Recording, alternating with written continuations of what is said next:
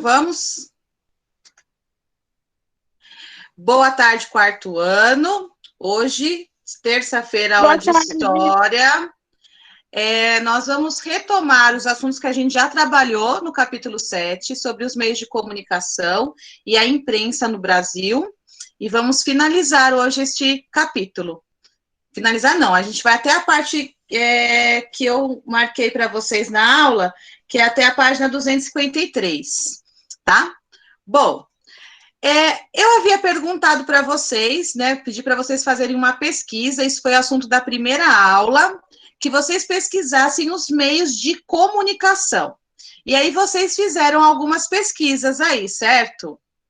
Então, conta para mim, quem é? Eu quero que alguém levante a mão aí, quem quer contar quais foram os meios de comunicação que pesquisaram? Celular, TV, internet. Repete para mim, Tauan, por favor. Celular, a TV e a internet. Celular, TV e internet. Pode falar, Isa. Eu pesquisei do celular, pronto. Tá, eu pesquisei o rádio, porque o rádio é um meio de comunicação. Certo. Bom, vocês fizeram uma pesquisa bem bacana em relação aos meios de comunicação, falaram do jornal, da televisão. Do carro. Oi? Se eu não me engano, eu falei do carro. Então, eu nem falei, quando você mandou a pesquisa, eu dei parabéns porque eu pedi uma pesquisa, mas o carro, ele não é um meio de comunicação, o carro é um meio de transporte. Você confundiu aí, tá? Mas os meios de... O carro é um meio de comunicação? Não, o carro é um meio de transporte.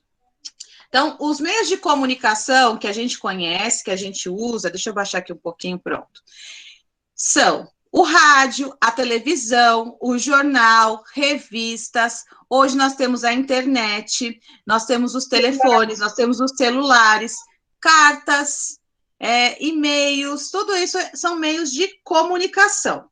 Mas quando a gente fala de imprensa, vamos reduzir o número. Oi, tudo bem? Eu acabei de entrar aqui, é porque minha internet estava mal ruim, tava travando, e aí eu não consegui entrar. Entendi, Dani. A Lu tá com você também? Sim, tô aqui. Então tá bom. Então, vamos lá, deixa eu continuar aqui.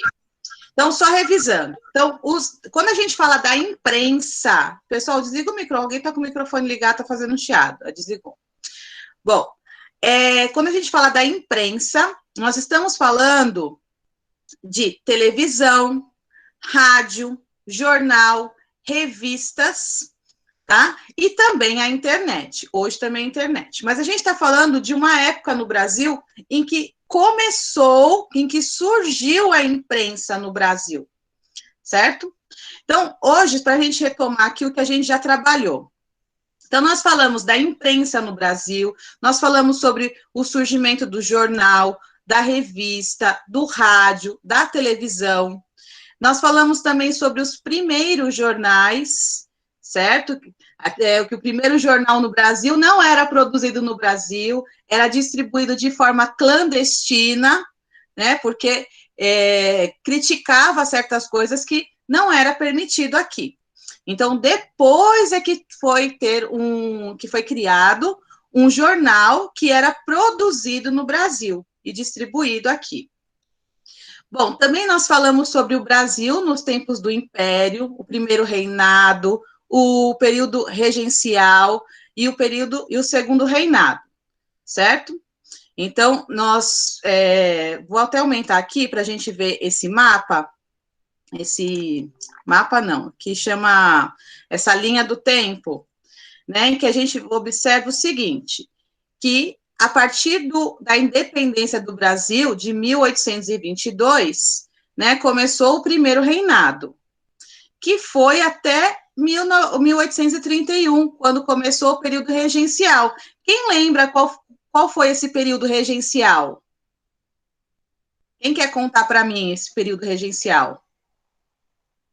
Alguém? Não? Lembram que Dom Pedro né, primeiro ele volta para Portugal. Ele achou o Brasil?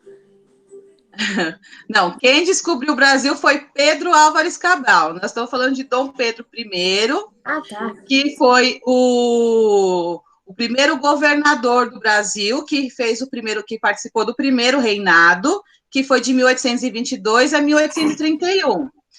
Em 1831, Dom Pedro I ele voltou para Portugal, e o que aconteceu? O filho dele, que era o Dom Pedro II, ele ainda era uma criança, ele tinha apenas 5 anos de idade.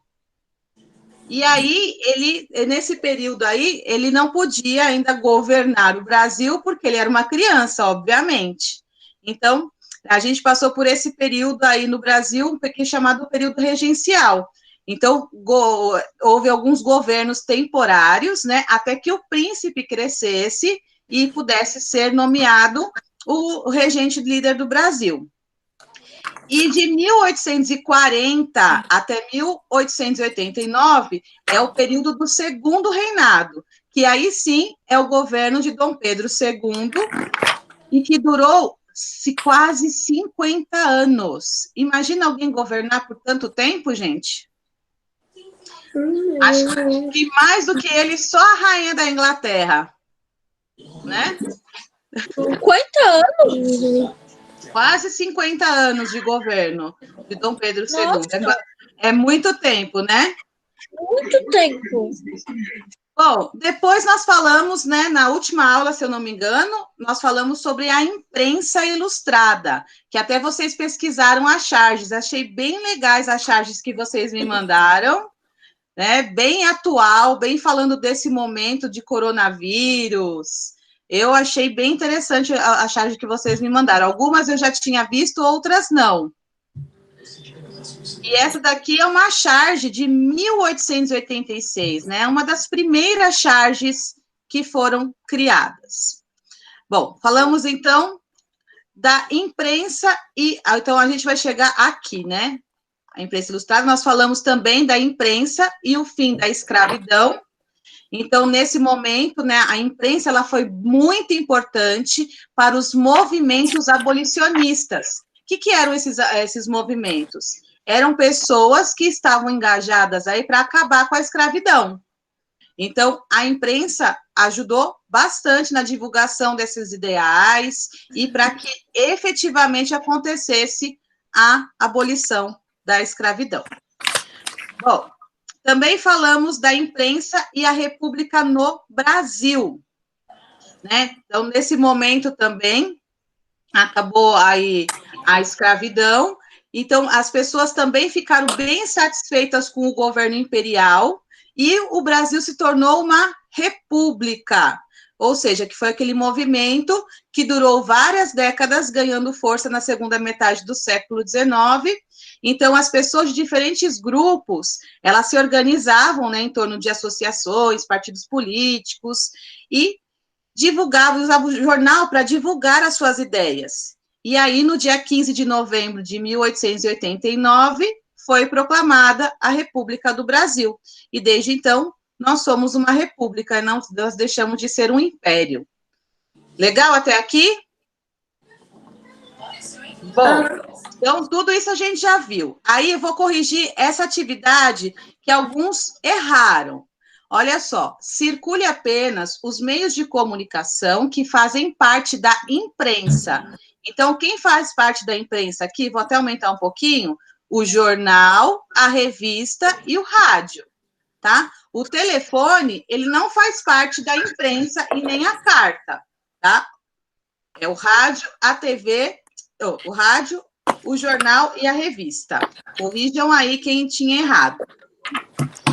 Aqui, vocês tinham que associar o nome dos primeiros jornais que circularam no Brasil às suas respectivas descrições. Então, o Correio Brasiliense, ele era um jornal impresso lá na Inglaterra, que chegava ao Brasil de forma clandestina e trazia diversas notícias sobre política, economia e cultura. Muitas delas não eram bem vistas no Brasil. E a Gazeta do Rio de Janeiro foi a publicação oficial do governo português, que era impressa no Brasil e que publicava notícias oficiais e ligadas principalmente à família real. Ok, gente? Ok. Então, olha peraí. só. Peraí, Nath? que eu tenho que corrigir essa parte aí. Corrigir. Oi, André, tudo bem? Não tinha visto você chegar. Mãe, na 3, Ah, depois eles se organizaram em torno de ações e partidos. então, quem se organizaram em organizações e partidos foram os abolicionistas, né? Mas a pergunta aqui é: como os jornais abolicionistas contribuíram para o fim da escravidão? Eles ajudaram a divulgar os ideais desses grupos, entendeu, Tauã? Eles denunciavam as violências e as injustiças. Então, eles ajudaram a divulgar esse ideal de que teria que chegar ao fim à escravidão. Bom, então, corrigido aqui, nós hoje vamos falar sobre a imprensa feminina. Bom, lá em meados do século XIX, como que vocês imaginam que eram as mulheres nessa época? Normais? Como, Tauã? Normais? Normais? O que seria normal? Ou seria como hoje, você quer dizer? Não. Porque hoje a gente não é normal. As mulheres hoje não são normais. Não. O século XIX foi em 2018. Oi? Século XIX foi em 2018, né? Não, século XIX é o comecinho lá, o final de 1800 para o início de 1900. Isso, até 1900. Olha só, então vamos ver. O Tauã acho que não faz a menor ideia de como eram as mulheres nessa época. Aquelas roupas lá, Usando negócio xadrez. Fala, quem quer falar? Eu Negócio xadrez. Fala, Maria. acho que elas eram meio estranhas. Meio estranha. Bom, vamos ver um pouquinho, então? Vou mostrar para vocês, então. Primeiro eu vou falar do Império aqui. Vamos rever o Será Império. que é mais triste para um brasileiro do século XXI? Saber que o Brasil já foi um império rico, poderoso, influente, elogiado no mundo todo, ou saber que tem muito brasileiro que nem sabe disso? A verdade é que há muito mais na nossa história do que nos contam. Então vamos voltar 14 anos do nascimento do Império e ver detalhes interessantíssimos dessa nossa história. E eu vou fazer isso em 1 minuto e meio só. Então vamos nessa. Napoleão conquista a Europa, mas ainda faltava Portugal e a Inglaterra. Antes que ele pudesse colocar as mãos no rei Dom João VI, que ainda não era rei, mas regente devido à loucura da sua mãe, ele prepara uma armada e parte rumo ao Brasil. Enquanto houvesse rei, ainda haveria esperança para Portugal. Napoleão fica a ver navios, daí a expressão ficar a ver navios, embora ninguém mais fale isso. E em 1808 a família real chega no Brasil. Agora Portugal é Brasil e Brasil é Portugal. Até o nome ficou profissional. Reino Unido de Portugal, Brasil e Algarves. Sim, agora o Brasil era a sede de um poderoso reino transatlântico. A família real traz tudo de moderno para o Brasil. A imprensa, o primeiro banco, a primeira universidade, a biblioteca real. Os portos brasileiros agora faziam seu próprio comércio. As verdadeiras bases intelectuais, políticas, culturais e econômicas foram lançadas e muito bem fundadas, preparando o Brasil para a ascensão que viria a seguir. Mas os portugueses, quebrados e revoltados com essa mudança e o abandono, iniciam a revolta do Porto em 1820, que em pouco tempo, aliás, já atinge Lisboa e até o país inteiro. O rei tinha que voltar para Portugal. As notícias da revolta chegam ao Brasil, que também começa a se dividir entre os dois reinos.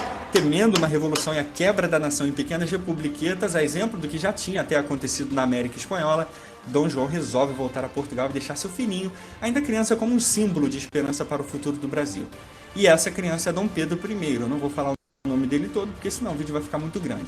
Essa criança seria responsável pela criação do Império do Brasil. Aliás, se você quiser conhecer a história completa do Império Português, o link está na descrição. Terminei. Dom João VI deixaram um tutor sem igual a cuidar de seu filho, o segundo maior herói da história brasileira, com certeza. Aliás, se você quiser saber quem é o primeiro, assista o vídeo até o final. José Bonifácio de Andrada e Silva.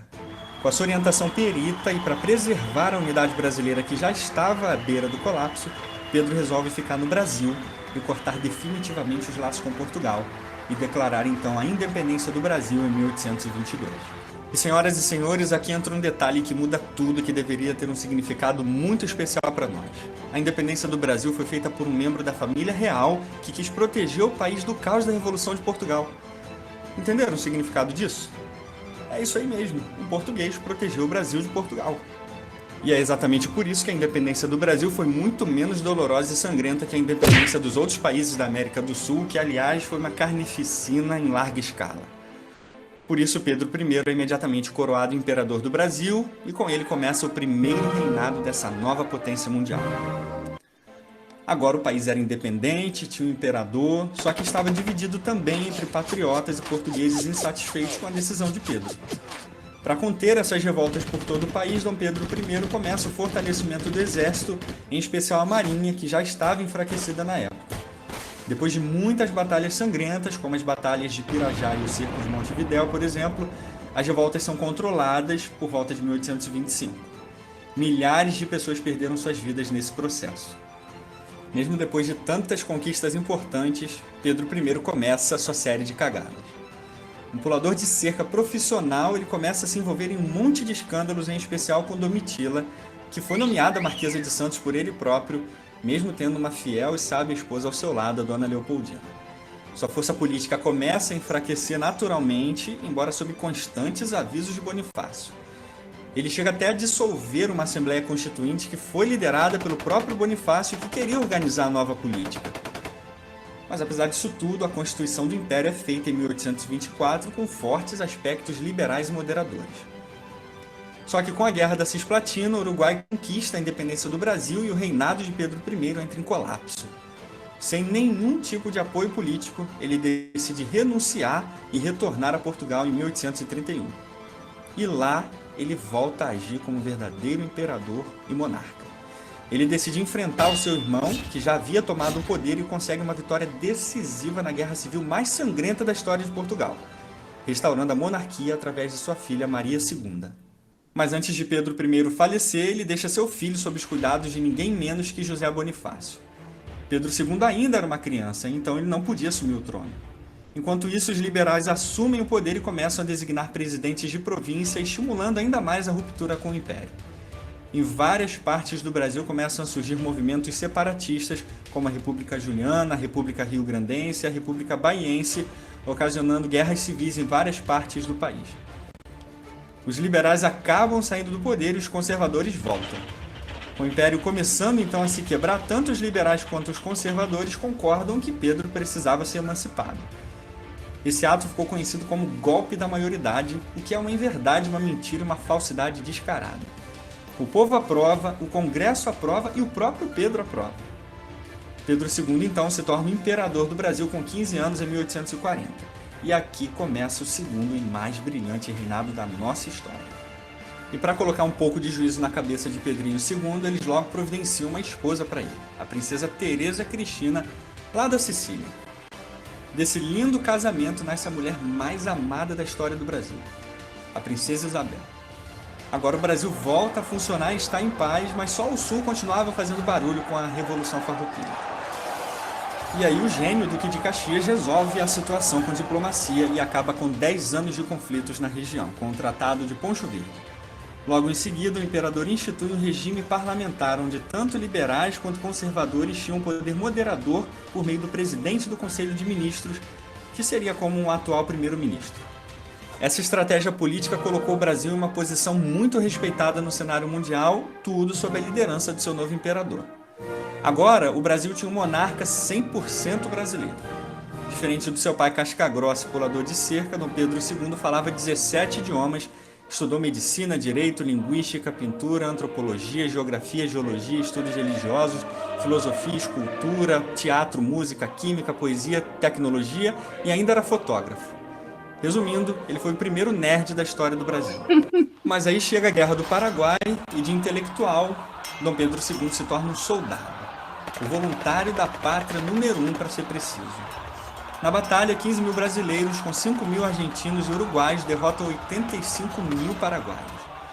Herdando a destreza marítima portuguesa, a Marinha do Brasil foi essencial nesse conflito, em especial na Batalha do Riachuelo. Por fim, o ditador paraguaio Solano Lopes é morto na batalha pelo calmo e bondoso soldado brasileiro conhecido como Chico de Água.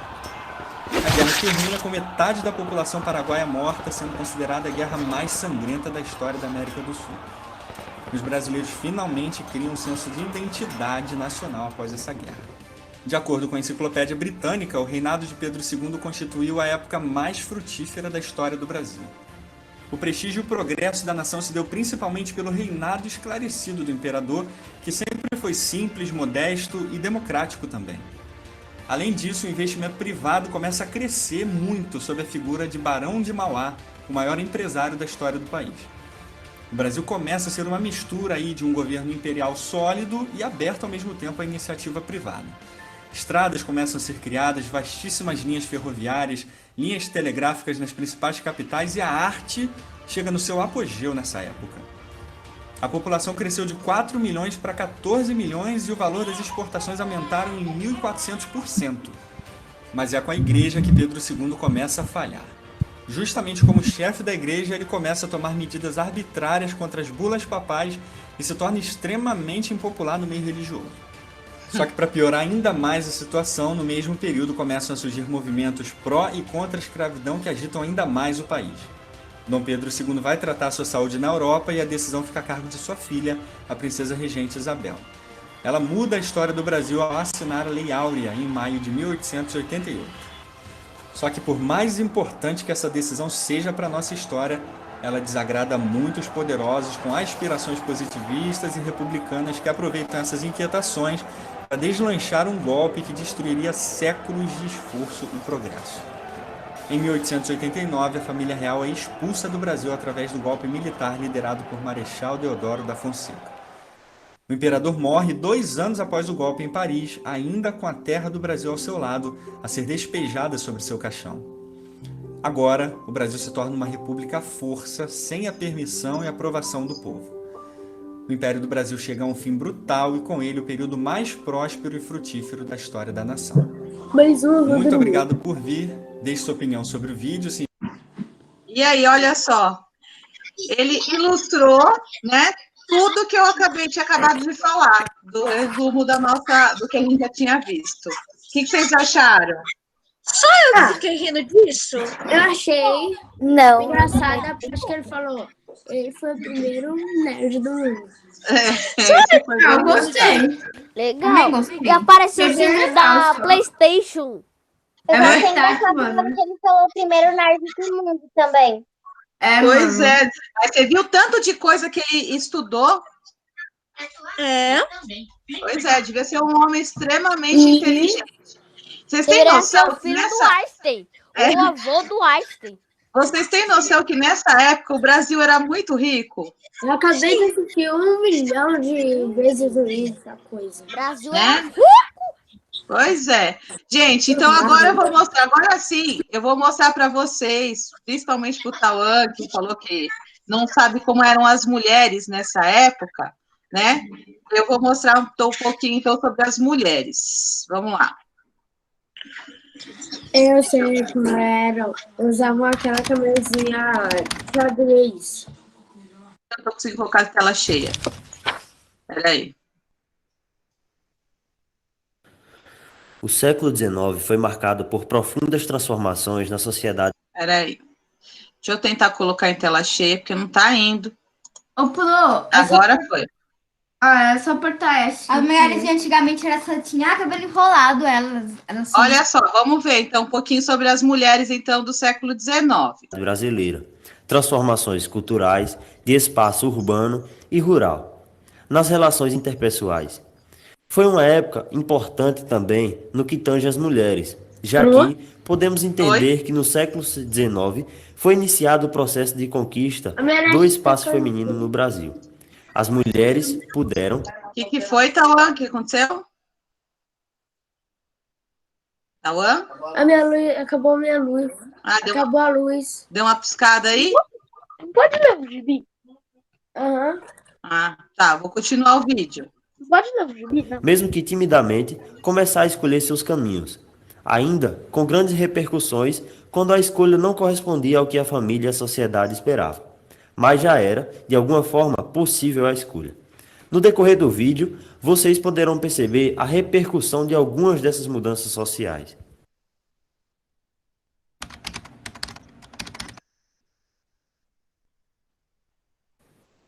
Educação das mulheres brasileiras do século XIX.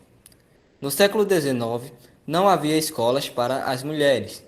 O aprendizado destas era apenas coisas simples como aprender a ler e escrever. A educação das mulheres se restringia a atividades que fossem úteis no ambiente doméstico, como costurar, cozinhar, limpar, procriar e receber ordens dos seus maridos. Olha só, vamos comentar aqui. Aqui que a gente já viu aí sobre a mulher do século XIX. As roupas, né? Cabelo bem diferente do que a gente está acostumado hoje. As mulheres, quanto à educação, as mulheres não podiam estudar, gente. Não gostei disso aí, não, porque elas. Eu lembro disso. Ô, Pro, tem muita coisa de mulheres antigas. As mulheres antigamente não gostavam muito de cabelo liso. Mulheres antigamente não gostavam muito de cabelo liso, as roupas eram diferentes, o cabelo. A maioria Então, era diferente. Vamos falar da questão da educação, né? Mulher, qual era a visão da sociedade para a mulher? Que a mulher é inferior ao homem, que a mulher, na sociedade, ela estava ali para servir o homem. Então, o que a mulher tinha que ser? Ela tinha que ser uma boa esposa, uma boa mãe. Então, as mulheres, o máximo que elas podiam fazer era aprender a ler, fazer conta simples, né? Mais e menos. E elas tinham que aprender a costurar, aprender a cozinhar. Essas eram as tarefas das mulheres nessa época. Vocês estão felizes com isso, meninas? Não. Não, né? Pouco. Com certeza não, definitivamente não, né? Então, ainda bem que a gente não vive nessa época, né? Eu vou ler um vizinho. Só homem tinha escola. Ó, vamos continuar. Agora nós vamos Como ver se você as gostasse da escola. A história tá dando sono. Tá bom, gente, sem briga. Vamos lá. Agora nós vamos ver a mulher na política, as mulheres na política. Participação das mulheres brasileiras na política do Brasil no século XIX. As mulheres brasileiras do século XIX não participavam de maneira alguma da política, pois estas não tinham direitos a voto. As mulheres da época serviam apenas para cuidar de suas casas, cozinhar e cuidar dos seus filhos. Apenas em 1932, as mulheres brasileiras conquistaram o direito de votar, ou seja, poder escolher democraticamente seus governantes.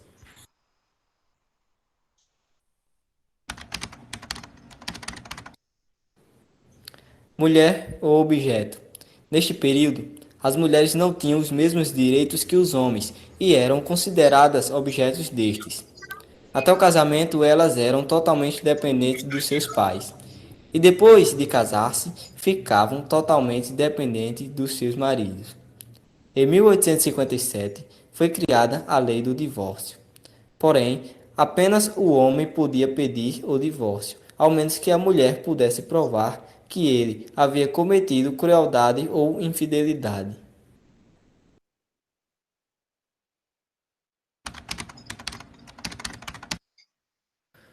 A influência da Igreja nas mulheres brasileiras do século XIX. A ideia do homem como chefe de família, presente no século XIX, é um pensamento diretamente influenciado pelos dogmas da Igreja, nos quais dizem que os deveres das mulheres não passam de procriação, ser uma mulher gentil e uma boa dona de casa. A história da mulher brasileira, como a história de tantas outras mulheres, é marcada pelo estabelecimento da ordem patriarcal, que, legitimada pela religião cristã ocidental, transmitiu o silenciamento do feminismo em todas as esferas sociais.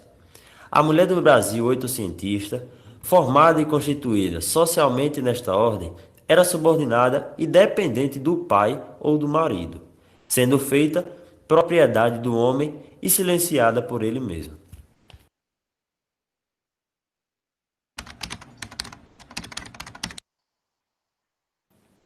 Mulheres negras, Brasil, século XIX. As mulheres negras do Brasil no século XIX não tinham direito à educação e muito menos a participar da política. Eram direcionadas principalmente a trabalhos escravistas e domésticos. E seres vivos mais fortes e poderosos já existentes na face da Terra. Sofrem com as desigualdades e as faltas de direitos desde séculos atrás, porém nunca desistem. Machistas e hipócritas acham que mulheres são objetos. Irracionais acham que mulheres são sacos de pancadas. E nós achamos que mulheres são hipérboles, exagero no amor, exagero no sentimento. Mulheres sacrificam suas vidas por um filho, ou por alguém que elas amem. Mulheres são valores. Mulheres são direitos. Mulheres são respeitos. Mulher é o mundo. Eu sou Arthur França. E eu sou Thales Santos. E nós estamos em prol das mulheres. Aí, Legal. gente. Bem legal, né? Hashtag eu tenho barba. Meu Deus do céu. Hashtag eu tenho barba. legal. Olha ali, vocês não estão vendo não? Hashtag eu tenho barba. Vamos lá, gente. Hashtag eu Foco, tenho barba. foco na aula. Vamos voltar aqui. Bom, o que a gente pode analisar, então, qual que era o papel da mulher, então, aí no século XIX? A mulher tinha que ser o quê? Alguém resume aí para mim o que a gente ouviu no vídeo. Eu posso resumir? Pode, Isa. Ela não tinha direito de As mulheres negras, Peraí, as deixa eu mulheres falar, negras não gente. tinham respeito. Muita gente fala ao mesmo tempo, não dá para entender. A Isadora que vai falar agora. Vamos lá.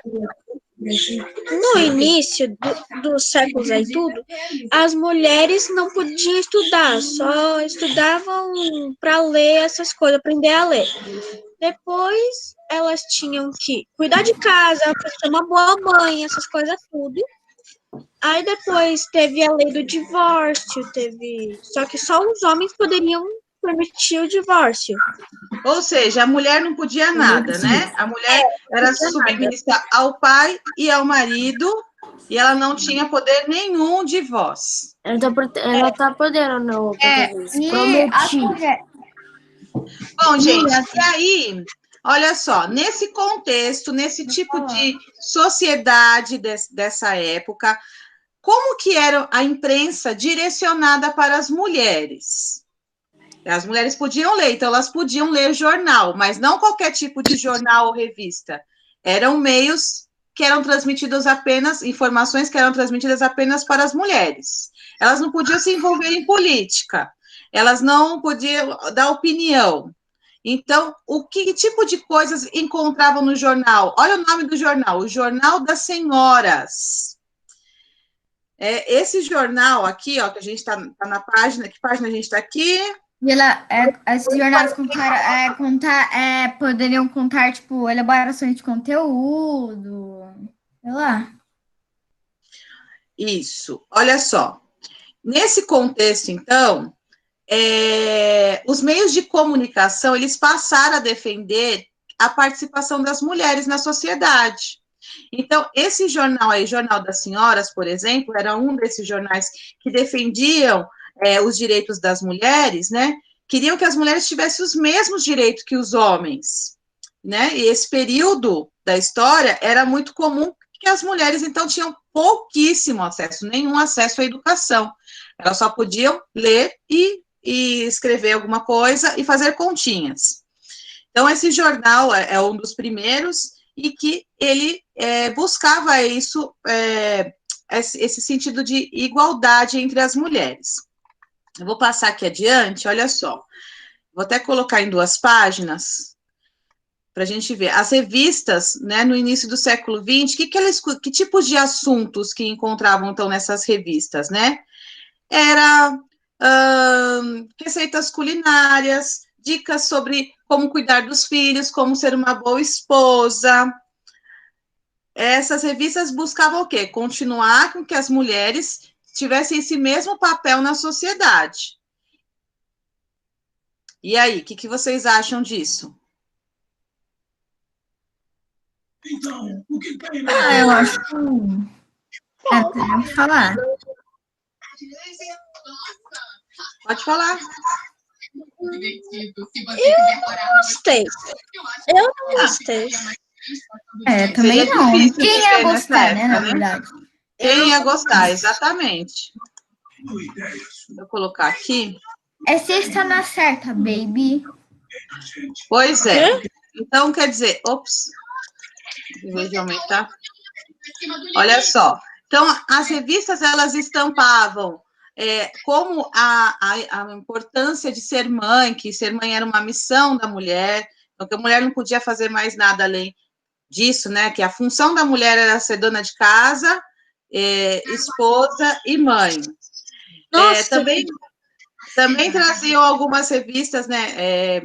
Dicas de cabelo, sempre para as mulheres estarem bem arrumadas, bem alinhadas, mas não para elas, né?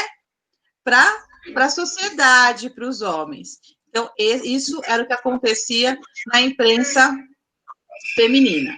Gente, outro assunto também que nós vamos tratar, nosso tempo está acabando, eu estou preocupada, porque eu preparei tanta coisa para a aula de hoje. Olha só, a imprensa operária. A imprensa operária, ela começou... Gente, desliga o microfone, por favor. Começou dentro do período chamado... Meu Deus do céu. Operário. Deixa eu ver aqui. O movimento operário, né? Período. Então, esse vídeo aqui do movimento operário, deixa eu ver.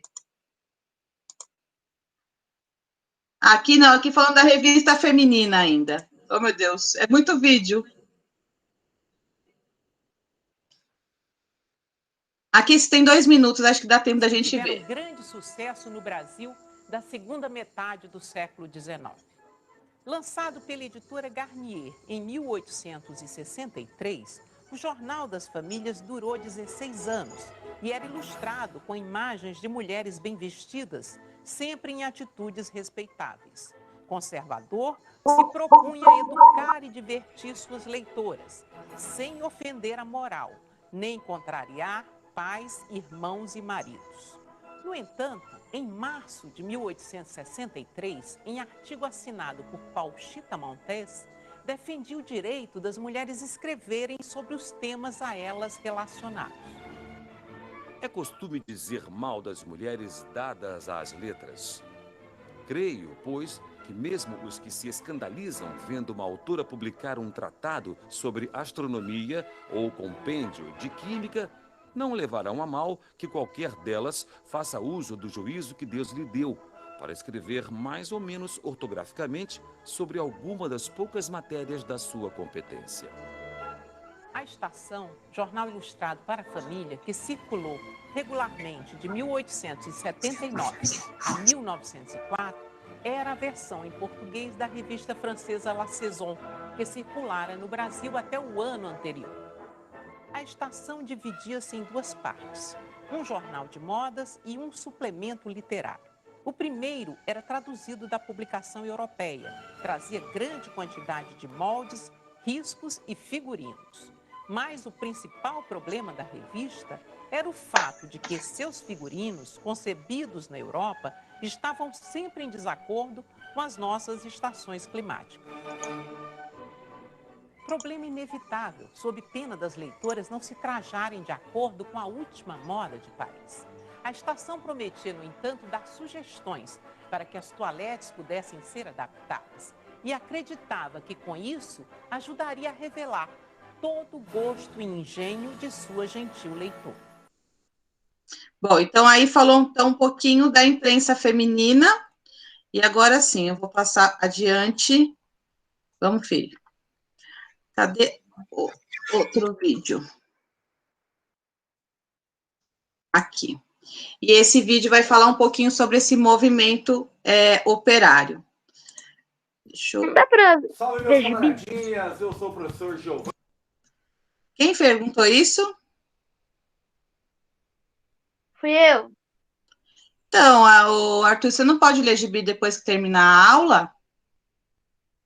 Ou a aula tá tão chata assim que você não está interessado hoje? Eu tô interessado hoje. Para mim, é a segunda opção. Bom, posso continuar, gente, que nossa aula está acabando, tá? Pode. Obrigada. Então, vamos falar aqui, então, o que foi esse movimento operário e qual a importância da imprensa para o operário nesse momento também. Giovanni Bernini, seu like se ainda, Peraí. que vai de 1889 até 1930. No entanto, vamos iniciar uma série, a série que são das revoltas republicanas. Especificamente no vídeo de hoje, a gente vai ver a luta dos trabalhadores, movimento operário na Primeira República. Então, está difícil? Quer que eu desenhe?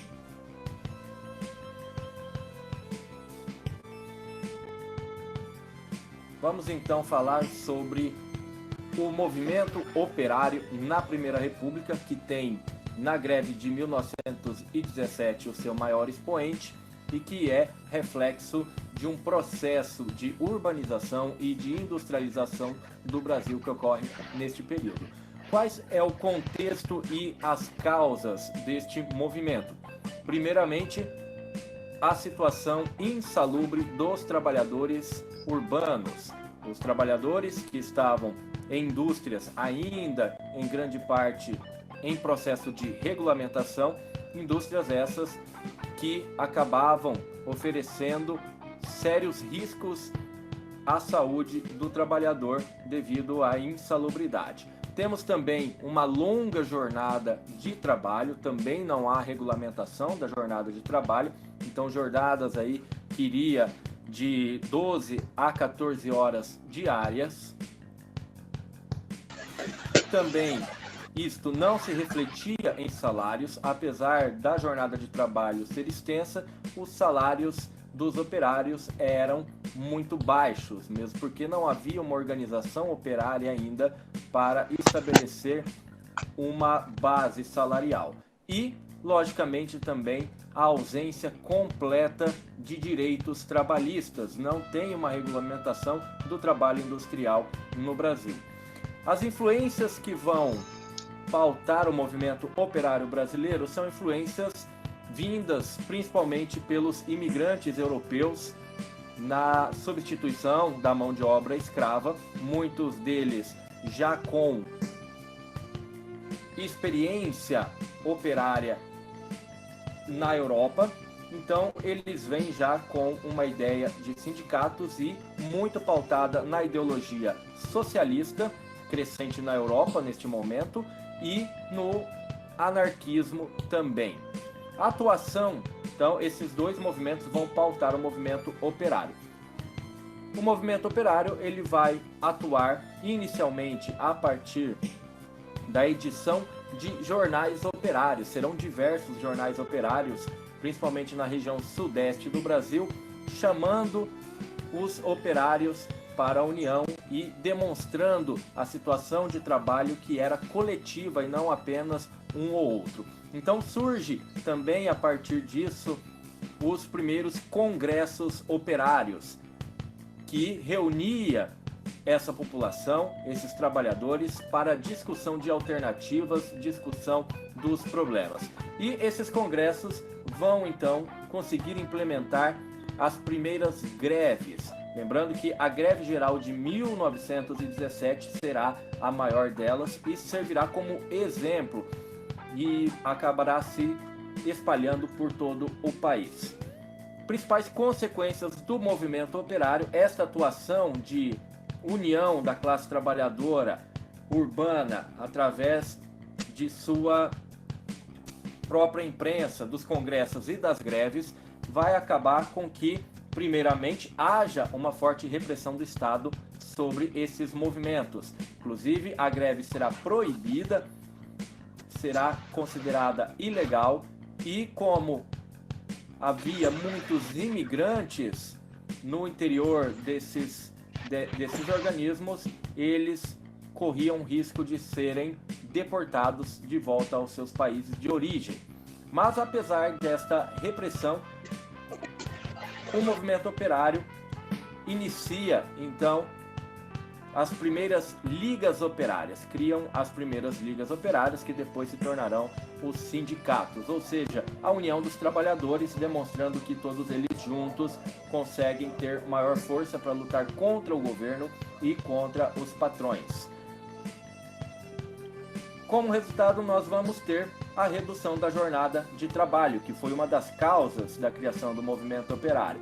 Redução da jornada de trabalho e também a regulamentação do trabalho noturno, do trabalho infantil e do trabalho para as mulheres. Então, o trabalho noturno terá aí uma certa regulamentação. E, por final, também o aumento dos salários dos trabalhadores urbanos. Então, o movimento operário, ele consegue estabelecer alguns paradigmas posteriores.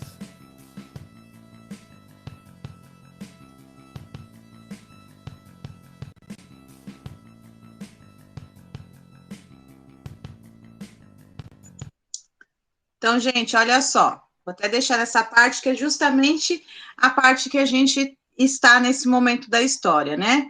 Os jornais operários, então, foi o ponto de partida para que os problemas enfrentados pelos operários, né, que eram as jornadas de trabalhos muito longas, os baixos salários, eles não tinham nenhum tipo de segurança no trabalho, né, não existia um regimento, leis que protegessem os operários. Eles simplesmente tinham que trabalhavam horas absurdas, né? E os jornais começaram a divulgar essas informações, a denunciar essa situação. Então, houve-se, então, um congresso, ou seja, uma união desses operários, uma aproximação, e houve o primeiro movimento de greve. Vocês sabem o que é a greve? Parar de fazer alguma coisa. Isso. Parar de fazer alguma coisa. Isso, parar, mas não simplesmente parar, né? Parar em forma de protesto e pedindo, nesse protesto, alguma benfeitoria. Então, no caso, eles queriam o quê? Eles queriam que eles pudessem, tivesse uma redução na carga horária, eles queriam segurança no trabalho e eles queriam salários mais adequados. E eles conseguiram isso, gente? Sim. Sim, né? Então, houve aí, então, uma pressão do Estado, mas, porém, mais uma vez, a população, né, que eram a maioria e os operários, mostrou que a união faz a diferença. Faz a diferença, faz a força, faz açúcar também. A união faz açúcar também. Faz o super-herói. Não faz açúcar, não. Faz sim. Vocês nunca viram o Açúcar União? Faz o super-herói, pronto. A gente comer puro, né? Ai. Gente, olha só. A gente tem 1 minutinho ainda de aula e a gente precisava responder as questões da página 253, tá? Então, eu vou deixar de lição de casa para vocês responderem e aí na próxima aula eu faço a correção, tá bom? Ok. Tudo bem? Ou vocês querem, ou vocês estão dispostos a fazerem agora, junto comigo? Agora não. Agora. Vamos lá, quem quer fazer agora? Vamos comigo, então. Quem vai fazer comigo, bora. Olha só. Já fiz. Observe o anúncio a seguir. O meu já está com a resposta aqui, tá, gente? Observe o anúncio a seguir e depois responda as questões. Aqui a gente tem Londres, Paris, Mapping Story, Sociedade Anônima Inglesa, São Paulo, Santos. Então, esse aqui é o anúncio de uma rede de lojas. Gente, isso é antigo, hein? De 1920. Então, qual é o nome da rede de lojas anunciada? É a loja Mapping Stories. É o nome que está aqui, ó. Mapping Stories. Segundo o anúncio, em que cidades essa rede de lojas era encontrada? Então, olha só, ele pede para circular no anúncio.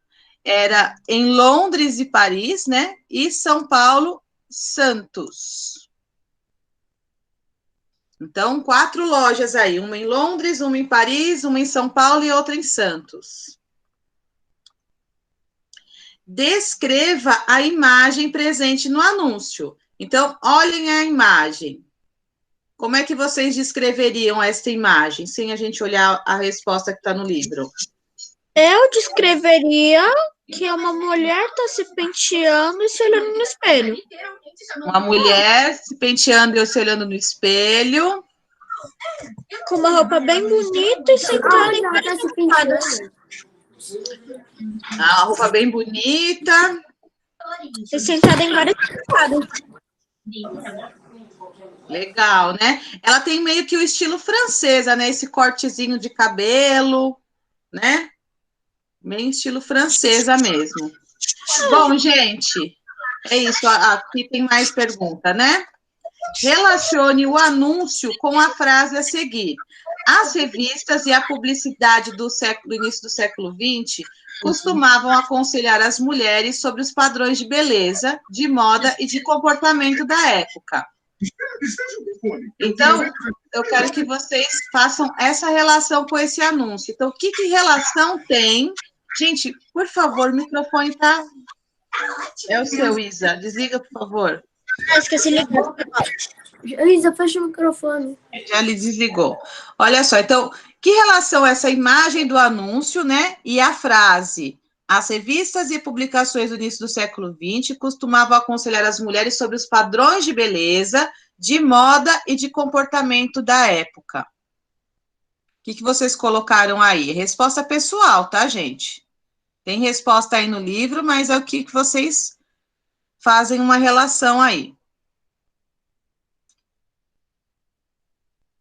Quem vai me responder? Ju? Eu ainda estou escrevendo. Ah, tá. Então termina aí, Ju, e você fala pra gente qual foi a sua resposta.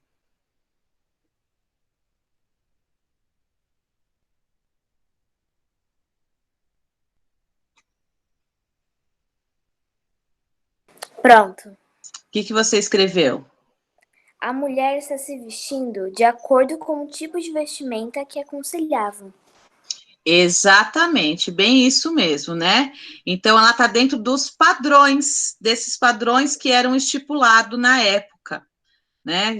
A mulher, para ela ser valorizada, ela tinha que estar dentro dos padrões de beleza da época. É a última questão essa? Deixa eu diminuir aqui um pouquinho. Respondemos todas? Sim. Então, gente, na próxima aula nós vamos falar de um período um pouco mais complicado na imprensa, nós vamos falar sobre censura, etc. E aí a gente vai retomar na segunda-feira, na terça-feira que vem também. Então, quarta-feira nós vamos entrar nesse assunto e quarta-feira a gente vai retomar e fechar esse capítulo, tá? Gente, obrigada porque vocês ficaram até aqui. Alguém quer fazer uma pergunta, quer fazer algum comentário? Ninguém? Nem falar que me ama? Pro, precisa tirar foto da lição? Precisa. Manda a foto da lição lá para mim, tá bom? Tá. Fala, Tauã, você tá me chamando? Não, é o Matheus. Fala, Matheus. Minha mãe faz... Oi? Minha mãe faz peixe que cresce. Tchau. Eu não tô entendendo o que o Matheus tá falando. Eu não tô entendendo nada também. Minha mãe faz peixe quando cresce.